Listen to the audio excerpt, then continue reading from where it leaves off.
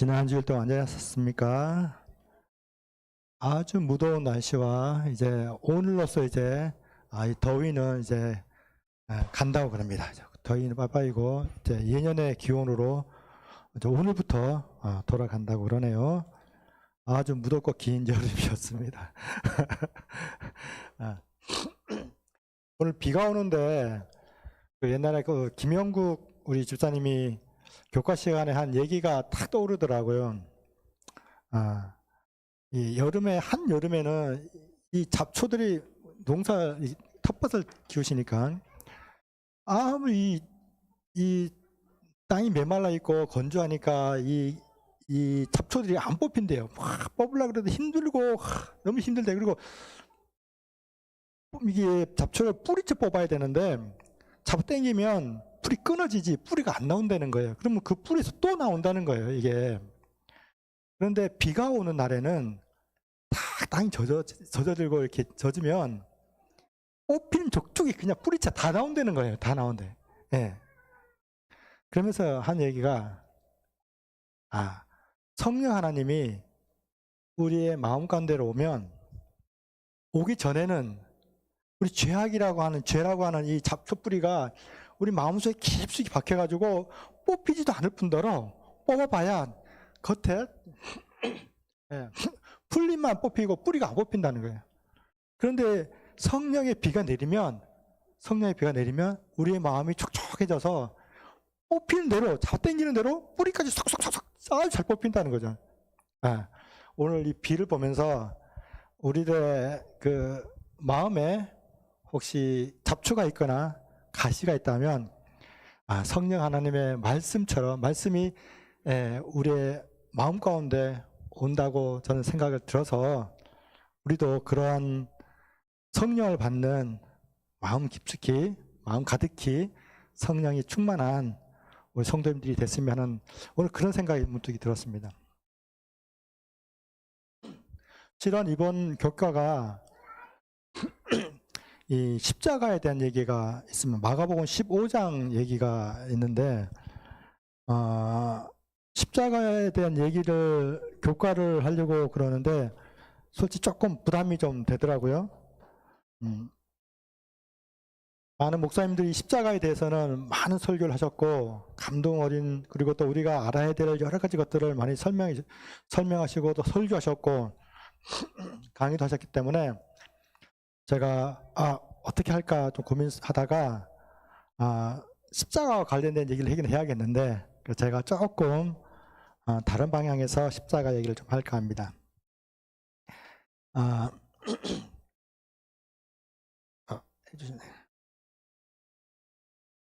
창세기 1장과 2장에는 우리가 잘 알다시피 창조의 이야기가 나옵니다. 창조가 다 되고 6일째까지 창조 사업을 마친 다음에 어떤 얘기들이 이렇게 하냐면 창세기 2장 1절로 한번 가보도록 하겠습니다. 창세기 2장 1절에 천지와 만물이 다 이루니라. 그리고 나서 2절부터 이제 이게 7째 날 안식하는 얘기가 나옵니다. 그러니까 첫째 날부터 6째 날까지 딱 하는 얘기가 뭐냐면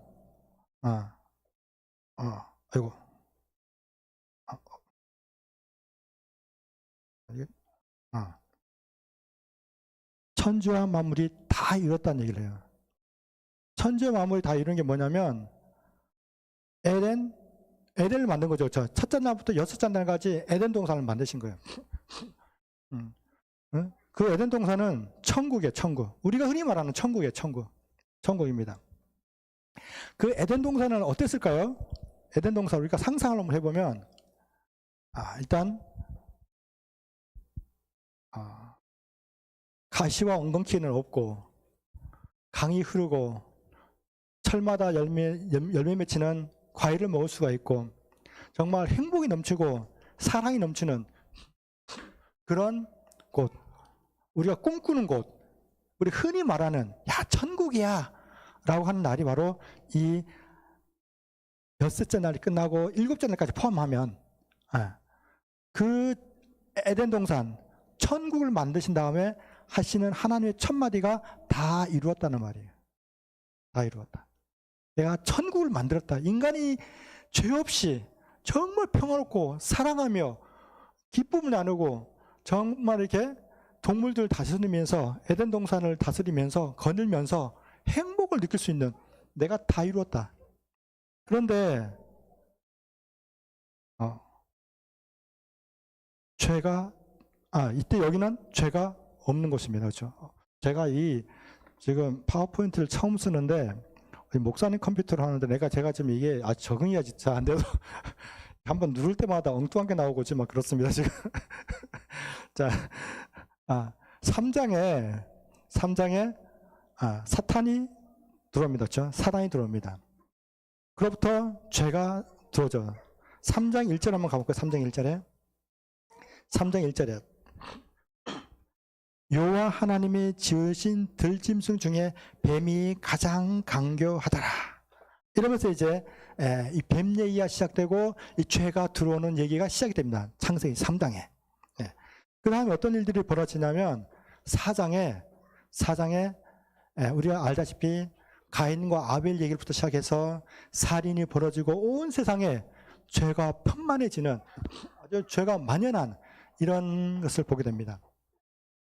오늘날의 모습이죠. 그렇죠? 오늘날 죄가 들어와서 이 세상에 죄가 편만해 있고 만연한 그런 모습을 우리가 볼 수 있습니다. 그런데 이 얘기가 계시록 19장에 가면 예수님이 재림을 합니다. 19장에 예수님 재림하는 장면이 나오고 이때 세상에 들어왔던 죄가 끝나게 되는 거예요. 20장에 사탄이 죽는 장면이 나와요. 우리가 아사셀을 위한 양 하듯이 그 아사셀에 대한 양이 천년 무저갱에 갇혀졌다가 사탄이 결국 죽고 그 3장에 들어왔던 죄가 결국 계시록 20장에서는 사라지는 그 장면이 나옵니다. 20장에 그 다음에 21장 6절 한번 가보겠습니다. 21장 계시록 21장 6절에 계시록 21장 6절 맨 마지막입니다.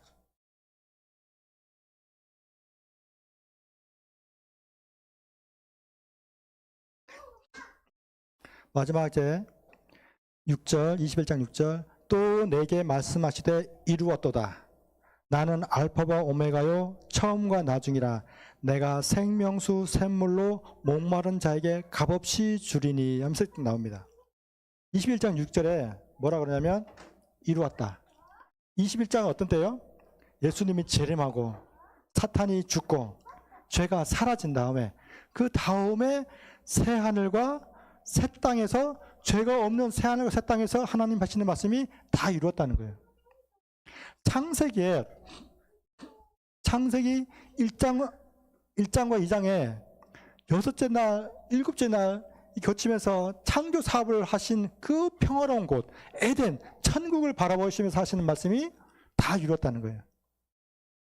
그러고 나서 21장, 계시록 21장 마지막에 다시 새하늘과 새 땅을 완성하시고, 물론 그 전에 사탄을 없이 하고 죄를 없이 하고 난 다음에 새하늘과 새 땅, 죄가 없는 다시 평화롭고 정말 아름다운 곳, 구원받은 자들이 살만한 그곳을 다시 마신 다음에 하신 말씀이 이루었다는 거예요. 다 이루었다는 거예요.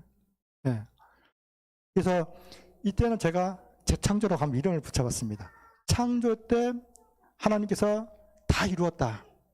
재창조하신 다음에 하나님께서 다시 내가 다 이루었다 라는 말씀을 하시는 겁니다. 그런데 창세기에 보면 모든 인간은 죄인이에요. 창세기 4장 이후로, 물론 창세기 3장 죄가 들어온 이후부터 모든 사람은 다 어때요? 다 죄인입니다. 물론 그 중에 의인이 있죠, 당연히.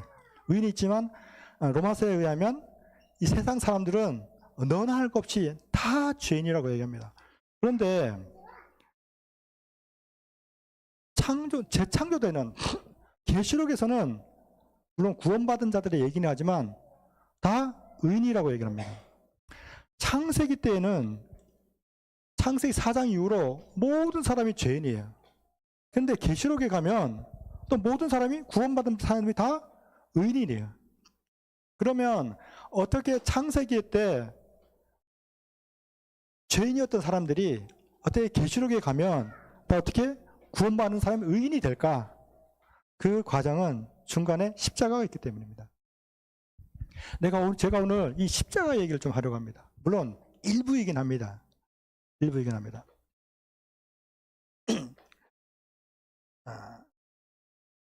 근데 혹시 예수님이 십자가 돌아가시기 바로 직전에 혹시 무슨 말씀을 하시고 돌아가신지 혹시 아십니까? 예수님이 십자가에 돌아가시기 바로 직전에 다 이루었다 하고 돌아가십니다. 요한복음 19장 30절 한번 가볼까요? 요한복음 19장 30절.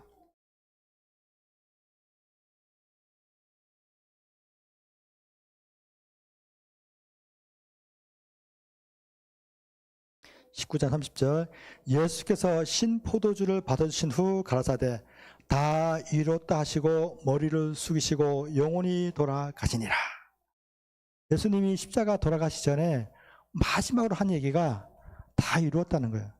그러면 창조 때 다 이룬 것하고 새하늘과 새 땅에서의 다 이룬 것하고 예수님께서 십자가에 돌아가시기 전에 다 이룬 것하고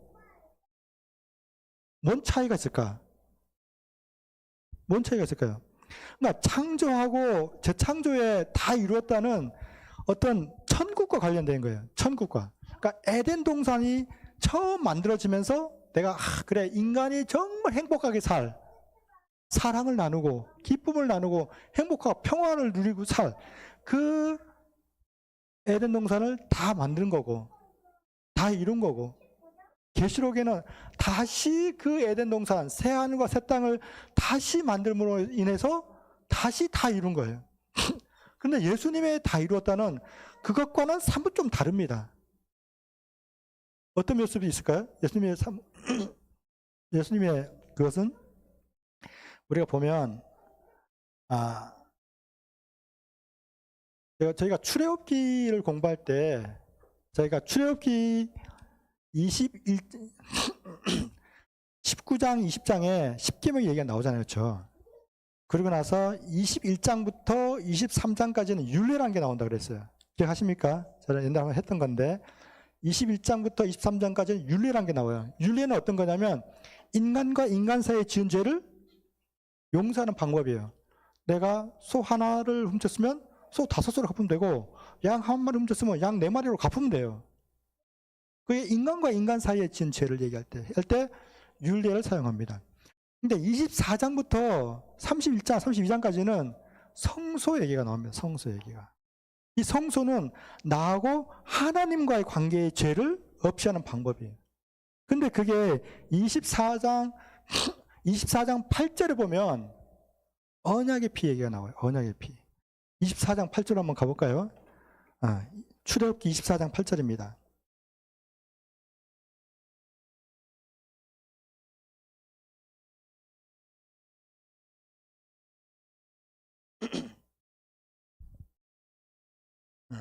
(7절부터) 보면 7절에 언약서를 가져 백성에게 낭독하여 들리매 그들이 가로되 여호와의 모든 말씀 우리가 준행하리이다.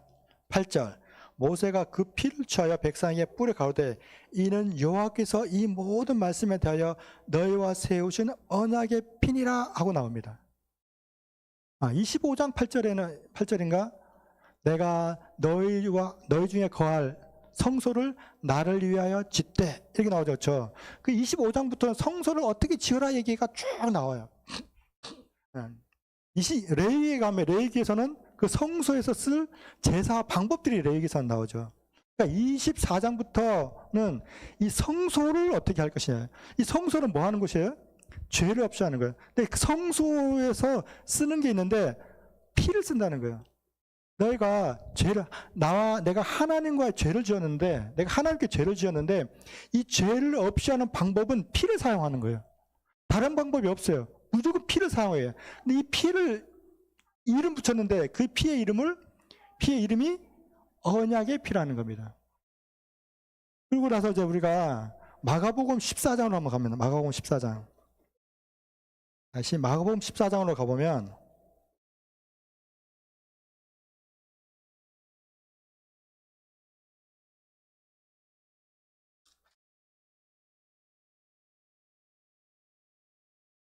마가복음 14장 24절을 가보도록 하겠습니다.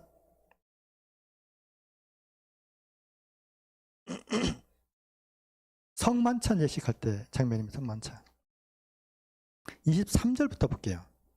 또 잔을 가지사 사례하시고 저에게 주시니 다 이를 마시며 가로사대 이것은 많은 사람을 위하여 흘리는 바 나의 피 곧 언약의 피니라 라고 얘기합니다. 그러니까 성만찬이 됐어요. 떡을 뗐어요. 그 다음에 잔을 돌렸어요. 잔을 들면서 마시면 이 잔을 마시는 거예요. 마시면서 하시는 말씀이 너희가 구약의 성소에서 언약의 피라고 하는 것을 통해서 너희가 죄사함을 얻었는데 그 피가 그 언약의 피, 양을 잡아 소를 잡아 비둘기를 쪼개서 흘렸던 그 피가 언약의 피, 하나님과 나와의 죄를 없이 하는 그 언약의 피인데 그 피가 곧 나의 피라는 거예요. 그 언약의 피가 나의 피가 바로 그 너희들과 하나님과 사이에 없이 할 죄를 없이 해줄 그 피, 성소에 흘린 피, 죄를 없이 하기 위해서 휘장에 뿌렸던, 제단에다 뿌렸던 그 피가 곧 나의 피라는 거예요. 잔을 들면서 이 잔이, 너희가 마시는 이 잔이, 이 포도즙이 바로 그 언약의 피라는 겁니다. 그래서 이 언약의 피는 우리가 구원받는 백성들, 그러니까 성소에서는 어떻게 해요? 양의 피가 언약의 피가 되는 거고, 실제로 예수님께서 돌아가실 때는 예수님이 실제 그 성소의 어린 양이 되어서 언약의 피가 되는 거고, 그래서 구원받는 백성들은 계시록 21장 6절, 좀 전에 읽은 겁니다. 계시록 21장 6절에 언약의 피는 바로 다시 뭐가 되냐면 구원받는 백성들이 생명의 샘물이 되는 거예요. 목마른 자든 다 어디 오라고요? 값없이 내게 와라. 그래서 요한복음 4장에 사마리아 여인에게, 우물가에 나온 사마리아 여인에게 내가 주는 이 물은 목마르지 아니하고, 그 얘기가 예수님께서 우리에게 주시는 그 언약의 피는, 그 언약의 피가 바로 생명의 샘물이 되는 거예요. 그 언약의 피를 마시고 또 마신 사람이 결국 하늘에서는 어떤 분을 마시는 거예요? 하늘에서는 생명의 샘물을 마시게 되는 거예요. 구원받은 백성들이, 그러니까 이 땅에서는 우리가 구약에는 성소에서 언약의 피를 통해서 그들이 구원을 얻는 거예요. 오늘날 십자가 사건 이후에는 어떤 피를 우리가 마셔요? 예수 그리스도라고 하는 언약의 피를 마시는 거예요. 그리고 구원받은 백성들은 하늘에서 생명수 생물을 마시는 거예요. 그것이 계시록 21장 6절, 그 말씀을 하시면서 다 이루었다. 예수님께서 내 피, 십자가에 돌아가시면서 언약의 피를 흘리시면서 다 이루었다. 계시록에 생명수 샘물을 소개하면서 내가 다 이루었다 말씀하시는 거예요. 그래서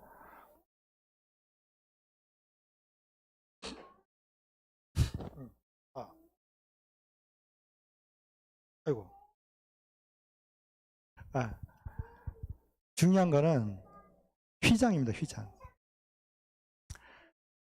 예수님이 돌아가실 때 자신인 것처럼 다 이뤘다 하고 돌아가실 때 휘장이, 성소의 휘장이 찢어지는 거예요.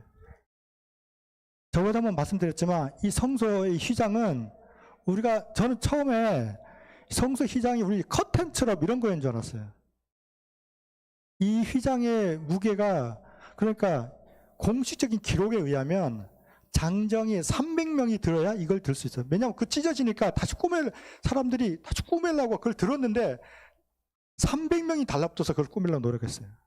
그러니까 그 무게가 우리가 상상할 수 없는, 그런데 그게 위에서 아래로 쫙 찢어지는 거예요.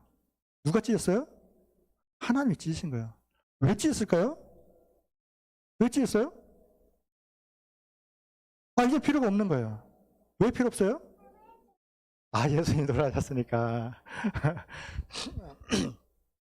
마가복음 27장 51절, 마가복음 15장 38절, 누가복음 23장 45절에는 이 휘장이 위에서 찢었다고 표현합니다. 손으로 찢어지지 아니한 하나님께서 휘장을 찢었어요. 이 휘장은 누구를 상징했어요? 이 휘장은 예수 그리스도를 상징했어요. 죄송합니다. 제가 아직 심한 감기에 후유증이 좀 있어서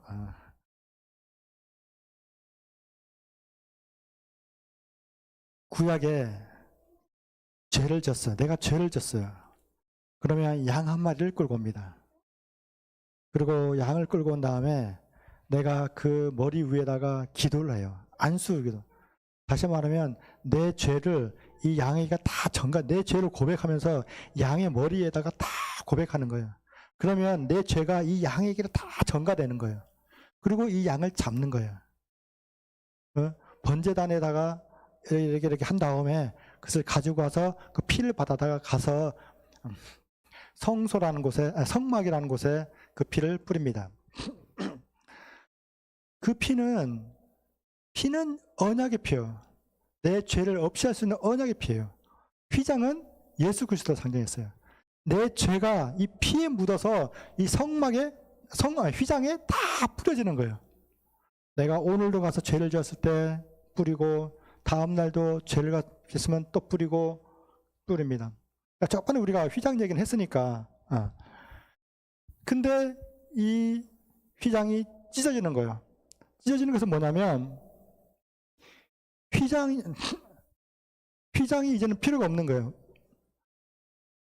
휘장 위의 피는 뭘로 대신할 거냐면 예수님의 십자가의 피로 대신할 거예요. 휘장에 뿌렸던 그 수많은 죄인들의 피, 그 죄인들의 피는 예수 그리스도의 피로 대체될 거예요. 그 다음에 성소제도. 휘장이 찢어진다는 것은 앞으로 성소제도도 없어질 것을 의미했던 거예요. 성소제도도. 이 성소제도는 뭐래요? 성소에 나타나는 모든 것은 다 예수 그리스도를 가르쳤어요. 들어가는 문부터 시작해서 번제단, 물두멍, 성소, 휘장, 덮개, 모든 건 다 예수 그리스도의 고난과 십자가를 다 상징했어요. 그러니까 이 휘장이 찢어진다는 것은 더 이상의 성소제도는 없어질 것을 얘기했어요. 대신 뭐가 해요? 그 성소가 가르쳤던, 성소 제도에서 성소가 의미했던 예수 그리스도에게 초점이 맞춰지는 겁니다. 그 다음에 제사제도 다 같이 없어지는 거예요. 휘장이 찢어졌어요. 예전에는 대제사장이 대속죄일 날 1년에 한 번 휘장을 들고 들어갔어요. 그런데 휘장이 찢어진다는 것은 무엇을 의미했냐면 바로 지성소가 바로 보인다. 옛날에는 휘장으로 지성소를 가렸어요. 왜? 일반 우리 사람이 죄인의 인간이 대제사장이라 할지라도 인간이 지성소에 들어가고 법궤를 바라보면, 하나님을 바라보면 죽었거든. 그런데 휘장이 찢어짐으로 지성소를 어떻게 해요? 바로 볼 수 있게 됐어요. 그 얘기는 이제는 그런 제도가 예수 그리스도라는 휘장을 거치지 아니하고 우리가 바로 어디로 갈 수 있다는 거예요? 지성소로 들어갈 수 있다는 걸 의미하는 겁니다. 그래서 히브리서 4장 16절에 그러므로 담대히 은혜의 보좌 앞으로 나아가자 라는 말을 하는 겁니다. 제가 우리 집사람이 아침에 되면 꼭 이렇게 무슨 설교를 들어요. 항상 똑같은 설교를 듣지는 않는데 이런저런 설교를 들어요. 근데 오늘 아침에 제가 시간적인 여유가 있어서 아침을 같이 먹었는데 우리 집사람이 오늘도 이렇게 설교 방송을 틀어놨는데 이렇게 듣고 있었어요. 근데 누가 설교한지도 모르고 하여튼 그냥 설교를 들어요. 근데 설교의 내용을 이렇게 요약을 해보면 무슨 설교였냐면 지금까지 내 인생은 나의 것, 노래 아시죠? 지금까지 나는 내 인생은 나의 것으로 지금까지 우리가 살았다면 이제부터는 내 인생은 하나님의 것으로 살아보는 게 어떻겠냐. 이제는 내가 지금까지 뭐 돈 벌려고 공부하려고 이것저것 다 내 계획대로 내가 계획을 세워서 내가 내 길을 만들고 내가 내 인생은 나의 것인 것처럼 내가 그렇게 살아왔다면 지금부터는 내 인생을 좀 하나님께 맡겨보고 내가 내 인생은 하나님의 것인 것처럼 살아보는 게 어떻겠냐는 것이 오늘 설교의 주제였던 것 같아요. 제가 오늘의 저도 똑같은 얘기를 여러분들에게 하고 싶어요. 제가 이렇게 후다다닥 지금 이렇게 십자가 얘기를 잠깐 했지만 제가 하고 싶은 얘기는 그래요. 성경의 역사는 우리 기독교인 그리스도인의 역사는 십자가 전과 후는 다릅니다. 십자가 전에 그리스도인의 생활은 양잡아 제사 지내고 양잡아 내가 하나님 죄인으로서 나가고 내가 그 피를 받아다가 성소에다 뿌리고 내가 제사를 지내고 이런 것이 그리스도인이 내가 하나님과 만나고 내 죄가 하나님께 용서받는 유일한 방법이었어요. 그 외에는 다른 방법은 없어요. 무조건 어떻게 해야 돼요? 언약의 피를 가지고 성소 안으로 들어가는 거예요. 휘장에다 뿌리는 거예요. 그것만이 내가 죄를 용서할 수 있는 유일한 길이에요. 그런데 십자가 때는 달라져요. 구약 성경, 제가 또 이렇게 얘기하면 어떤 분들이 또 방장로는 구약과 성소를 성소를 좀 무시하고 이렇게 없애는 것처럼 말하더라 이렇게 말씀하실 분이 있을까 봐 그러는데 저는 구약을 무시하거나 성소를 무시하지 절대로 않습니다. 구약에 나와 있는 모든 것이 누구를 가리키냐면 예수 그리스도를 가리킵니다. 예수 그리스도 십자가를 가리킵니다. 성소에 나와 있는 모든 것들이 다 예수 그리스도의 십자가를 나타내요. 근데 십자가를 통해서 십자가가 있으므로 뭐가 없어졌어요? 그럼 우리가 알아야 될 게 뭐냐면 예수님은 그러면 이 땅에 와가지고 어떻게 죄를 없이 하고 그럼 어떻게 우리가 하늘나라 새 하늘과 새 땅에 가는 우리가 어떻게 그 하늘나라를 가기 위해서 예수님은 우리에게 무엇을 말씀하시고 무엇을 가르치려고 하고 왜 죄인들을 고치시고 왜 병자와 가난한 사람들을 위해서 왜 그렇게 헌신하고 봉사하시는가? 이유가 뭘까를 공부하려면 어디로 가야 돼요? 구약으로 가야 되는 거예요. 성소를 바라봐야 내가 예수님께서 왜 이 땅에 오셨고 어떻게 죄를 용서하시고 어떻게 구원해 가시는지 어떻게 병자들을 왜 만나시고 그 사람들을 왜 치료해 줌으로써 그 의미를 우리가 알려면 당연히 어디로 가야 돼요? 구약과 성소를 가야 되는 거예요. 하지만 구약과 성소가 가르치는 모든 것들이 다 어디에요? 십자가에 있는 거예요. 그래서 우리의 신앙이 어디에 머물러 있으면 안 돼요? 성소에 머물러 있으면 안 되는 거예요. 우리의 신앙이. 제가 성소를 피했다. 성소를 알 필요가 없다는 얘기하는 게 아니에요. 내가 진짜 성소를 통해서 우리가 어디로 가는 거예요? 우리는 예수 그리스도께 가는 거예요. 십자가 이후부터는 우리는 진정 십자가에 달려있는 예수 그리스도를 만나는 게 필요한 거예요. 그래서 히브리서 보다 보면 히브리서에는 우리를 누구라고 얘기해요? 우리를 대제사장이라고 얘기를 해요. 왜 대제사장이라고 얘기를 해요? 우리가 예전에는 대제사장만 지성소 앞으로 나갔어요. 보통 사람들은 못 나갔어요. 근데 이제 우리가 뭐가 됐어요? 예수 그리스도 통해서 우리가 대제사장이 됐어요. 우리가 어떻게 해요? 우리가 예수 그리스도 앞에 담대하게 나갈 수 있어요. 그 은혜의 보좌 앞으로 우리가 나갈 수 있다고요.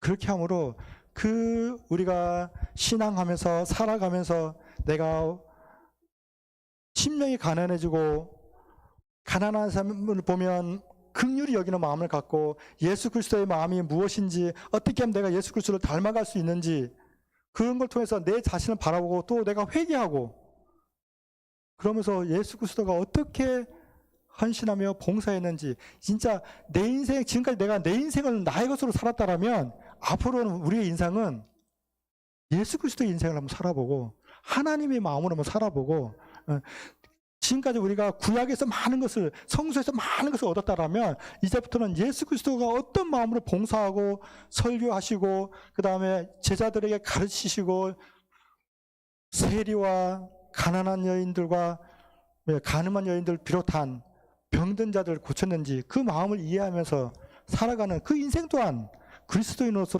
멋지지 않을까 생각을 해봅니다. 그래서 우리 성도님들이 우리가 저도 나이가 들어다 보니까 자꾸 옛날 것 들여다보고 옛날엔 이랬는데 우리 옛날엔 이렇게 하고 참 좋았는데 저도 과거에 많이 머물러 있는 사람이긴 합니다. 하지만 이제는 십자가 이후부터는 우리가 새 시대에 누가 말씀하셨던데 새 술은 새 풀에 담아야 된다고. 그런데 정말 우리가 그리스도의 마음을, 그리스도의 사랑을 우리가 베풀며 나누며 헌신하고 봉사하며 그렇게 정말 그리스도인답게 그렇게 내 인생은 하나님의 것 하고 살아가시는 저와 우리 모든 성도님들이 되길 바라면서 말씀 마치도록 하겠습니다. 감사하신 하나님,